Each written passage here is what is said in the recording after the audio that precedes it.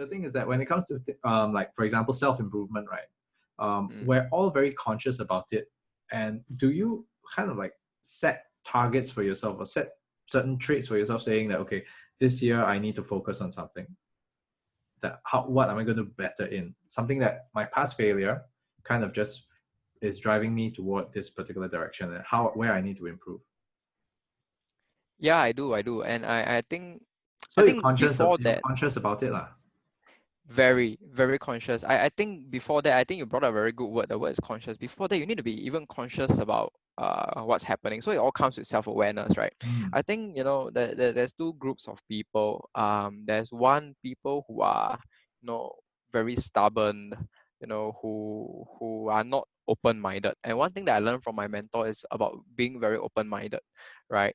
Um, you see, people tend to have, I mean, as humans, right, we have a limited cognitive ability, right? To be very honest, like, I mean, you try to work, say 20 hours a day, right, on full speed, you will wear out, you will burn out, right? So we have limited cognitive, ability, and so we tend to take mental shortcuts, right? And so when we tend to take mental shortcuts, that tends to influence the kind of decisions that we make, the kind of perspective and positions that we take. Okay. Now, where I'm trying to drive at, it's that we should all be open-minded and be willing to give ourselves the opportunity to not bucket ourselves into either you're successful, not successful, doing well, not doing well, whatever it is, but take a stand to really deeply reflect on yourself, know who you are, right? Know your strengths, know your weaknesses. In fact, I will always say it's more important to know your weaknesses, because your weaknesses are often the one that will cause your downfall. Mm. Right? Not so much your strength, right? I mean, you know your strength, cool. What you gonna do about it? Brag, right? There's no point to keep bragging about it, right? It's about knowing your weaknesses and then taking the opportunity to correct it, right? If it's possible, like either through habits or whatnot. So totally agree with you. And consciousness and being self-aware, is the first step to doing that.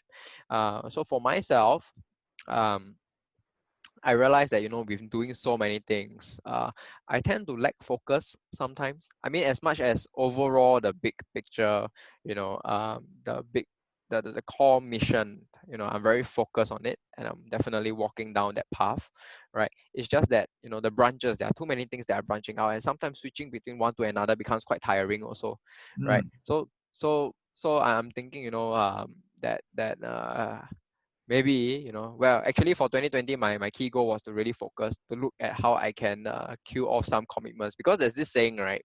The way to be more productive, the way to be 2 times more productive, is to have half the commitments, Yeah. right? So you kill half to get 2 times the productivity, right? So there's this saying, and it's something that stuck with me at the end of 2019. So in 2020, I was actually quite focused, you know or rather I was quite determined to look at all my commitments, reevaluate them, right, and try to streamline them. And I think I did a bit of improvement in that area, where I managed to, despite having so much,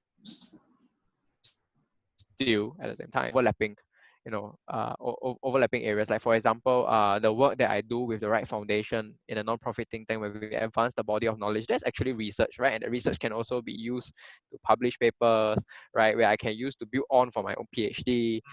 So it all intertwines with each other, and that's kind of the way I'm trying to streamline things right now, and not to load in even more stuff. Yeah, so focus, having the focus, is something that I'm looking at this year lah. Yeah. Okay. So you do set all these goals lah. Basically, goal setting is a big part of the start of the year and all this lah. Well, not so much at the start of the year lah. I think as and when I notice that there is something that needs to be addressed. Right. It's an I think it's ongoing not. process lah. Yes, and at the end of the day, it's about your consistency and the momentum, right? So you need Mm. to constantly be trying to improve yourself, and you don't need to wait until the start of the year. I mean, a lot of people say, "Oh, I got a New Year resolution," but heck, like, actually, you can start your resolution anytime. If you don't follow through with it, it doesn't make a difference, Yep. right? Even if it doesn't mean that you start on 1st January every year, then miraculously you will be able to achieve it. It doesn't work that way. I mean, if it works that way, I would have just packed everything on the first day of the year, right? But it Yeah. doesn't work that way. Yeah. So So I think it's an ongoing process, right? You know, self-improvement, enrichment is an ongoing process.